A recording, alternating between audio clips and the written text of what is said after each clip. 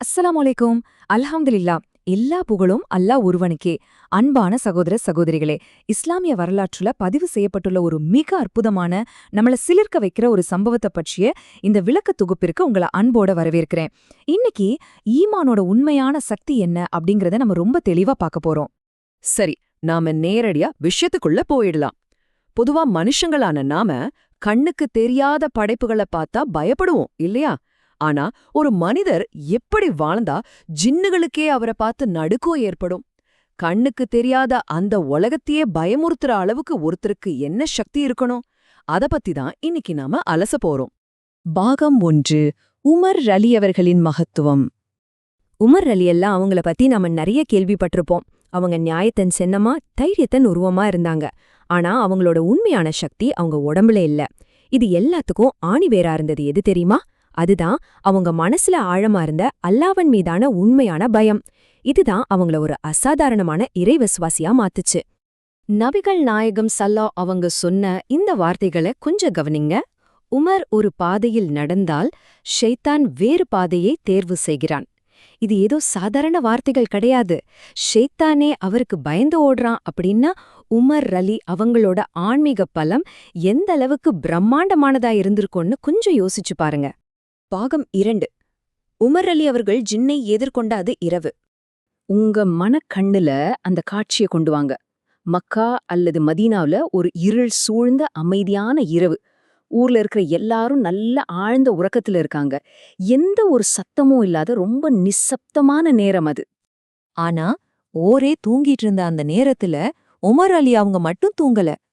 அந்த இருட்டுல தனியா நடந்து போயிட்டு இருக்காங்க. அவங்க மனசு முழுக்க அல்லாஹ்வோட நினைப்பு. திக்ரு செஞ்சுக்கிட்டே அமைதியா நடந்து போறாங்க. அந்த இருட்டோ தனிமையோ அவங்களுக்கு எந்த பயத்தையும் கொடுக்கல. திடீர்னு அந்த அடர்ந்த இருட்டுல ஒரு விசித்திரமான சத்தம் கேக்குது. அது கண்டிப்பா ஒரு மனுஷனோட குரல் கிடையாது அப்படிங்கறத உமர் ரலிய உடனே உணர்றாங்க. ஆமாங்க, அது ஒரு ஜின்னோட குரல். அந்த அமைதியை கிழிச்சுக்கிட்டு வந்த அந்த சத்தம் சாதாரணமா யாரா இருந்தாலும் பயத்துல உறைய வச்சிருக்கும். அந்த கும்மிருட்டுலேருந்து முன்னாடி வந்த அந்த ஜின் உமர் ரதியல்லாஹு அவங்கள பார்த்து நேரடியா சவால் விடுது. நீ யார் அப்படின்னு ரொம்ப மிரட்டலான ஒரு குரல்ல கேக்குது. ஆனா உமர் அலி கொஞ்சம் கூட தயக்கமில்லாம, எந்த நடுக்கமும் இல்லாம ரொம்ப கம்பீரமா பதில் சொல்றாங்க. நான் உமர் இப்னுல் கத்தாப். அவங்க குரல்ல இருந்த அந்த அசைக்க முடியாத தன்னம்பிக்கைய பாத்தீங்களா? அவங்க மனசுல துளி கூட பயம் இல்ல அப்படிங்கறது இந்த ஒரு வார்த்தையை நிரூபிக்குது. இத கேட்டதும் அந்த ஜின்னுக்கு கோவமும் சிரிப்பும் வருது. நீ என்ன ஒன்னும் பண்ண முடியாது அப்படின்னு சொல்லி உமர் அலி அவங்கள பயமுறுத்த பாக்குது. ஒரு சாதாரண மனுஷன் நம்மள என்ன செஞ்சிட முடியும் அப்படிங்கிற ஒரு அகங்காபம் அந்த ஜின்னுக்கு. இதுல மிக முக்கியமான விஷயம் என்னன்னா, உமர் அலி அந்த மிரட்டலுக்கு கொஞ்சம் கூட பணியல. தங்களோட முழு ஈமானையும் வெளிப்படுத்தி அல்லாஹு அக்பர், அதாவது அல்லாவே மிக பெரியவன் அப்படின்னு அந்த இருட்டுல ரொம்ப சத்தமா முழங்குறாங்க. உமர் அலி அவங்க வாயிலிருந்து வந்த அந்த அல்லாஹு அக்பர் அப்படிங்கிற வார்த்தை உடனே அந்த ஜின்னோட அகங்காரத்தை சுக்குநூறா உடைச்சு போட்டுடுச்சு. அந்த சத்தம் ஜின்னோட இதயத்தையே குலுக்கி அதை நடுங்க வச்சிடுச்சு. இறைவனோட மகத்துவத்துக்கு முன்னாடி எந்த ஒரு தீய சக்தியும் நிக்க முடியாதுங்கிறத அங்க நிறுவனமாச்சு. பாகம் 3. ஈமானின் ஆயுதம் அல்லாஹு அக்பர். இப்போ இதுல ரொம்ப சுவாரஸ்யமான விஷயம் என்ன தெரியுமா? உமர் அலியில அவங்களோட பலம் அவங்க உடம்புலயோ தசைகள்லயோ இல்ல.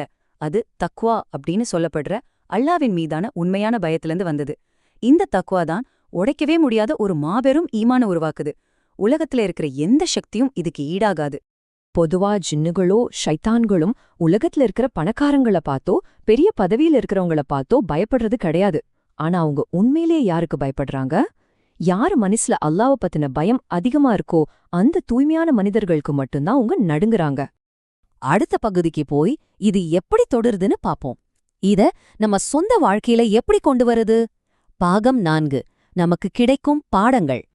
இந்த சம்பவத்திலிருந்து நாம நேரடியா எடுத்துக்க வேண்டிய தெளிவான விஷயங்கள் இவைதான். முதல் படி, நாம அல்லாஹ்வ மட்டுமே பயப்படணும். அப்படி இருந்தா இருட்டோ ஜின்னோ மனுஷனோ வேற எந்த பயமும் நமக்கு வராது. இரண்டாவது படி, ஒவ்வொரு நாளும் நம்ம ஈமான நம்ம பலப்படுத்திக்கிட்டே இருக்கணும். மூணாவது படி, நமக்கு கொடுக்கப்பட்டிருக்கிற அந்த ஆன்மீக ஆயுதங்களை நாம சரியா பயன்படுத்தணும். ஈமான எப்படி பலப்படுத்துறது? அது ரொம்ப சுலபம். 5 வேளை தொழுகைய சரியா கடைபிடிக்கிறது, குரான் ஓதுறது, அப்புறம் எப்பவும் நம்ம நாவால அல்லாஹ்வ நினைச்சு திக்ரு செய்றது. இதுதான் நம்மள சுத்தி ஒரு இரும்பு கவசத்தை உருவாக்கும். கண்ணுக்கு தெரியாத அந்த சக்திகளுக்கு எதிரான நம்மளோட மிகச்சிறந்த ஆயுதங்கள் என்னென்ன? அல்லாஹூ அக்பர், அஸ்தக்ஃபிருல்லா. இந்த எளிய ஆனா ரொம்ப வலிமையான வார்த்தைகள் தான் ஷைதானோட படைகளுக்கு எதிரான நம்மளோட மாபெரும் ஆயுதங்கள். இறுதியாக, உமர் அலி போல வாழ்வோம். இந்த விளக்கத் தொகுப்போட முடிவுல உங்கள நீங்களே ஒரு கேள்வி கேட்டுக்கோங்க. இன்னைக்கு நாம இரட்டையோ அல்லது ஜின்னையோ நினைச்சு பயப்படுறோமா? இல்ல உண்மையிலே நம்ம மனசுக்குள்ள இருக்கிற ஈமானின் பலவீனத்தை நினைச்சு பயப்படுறோமா? நம்மள அச்சுறுத்துறது வெளியில இருக்கிற சக்திகள் கிடையாது, நம்ம உள்ளத்துல இருக்கிற ஈமானோட குறைபாடுதான். இத நாம கண்டிப்பா செஞ்சுக்கணும். கடைசியா இறைவன்கிட்ட நாம இந்த துவாவை கேட்போம். யா அல்லாஹ், உமர் அலி அவங்களுக்கு நீ கொடுத்த அந்த அசைக்க முடியாத தைரியத்தை எங்களுக்கும் கொடு. எங்க இதயங்களை உறுதியான ஈமானால இறப்பு. கண்ணுக்கு தெரியாத ஜின்கள் ஷைத்தான்களோட தீங்குகளிலிருந்து எங்களையும் எங்க குடும்பத்தாரையும் பாதுகாப்பாயாக. ஆமீன். நாமோ பலமான ஈமானோட வாழ முயற்சிப்போம். அஸ்ஸலாமு அலைக்கும்.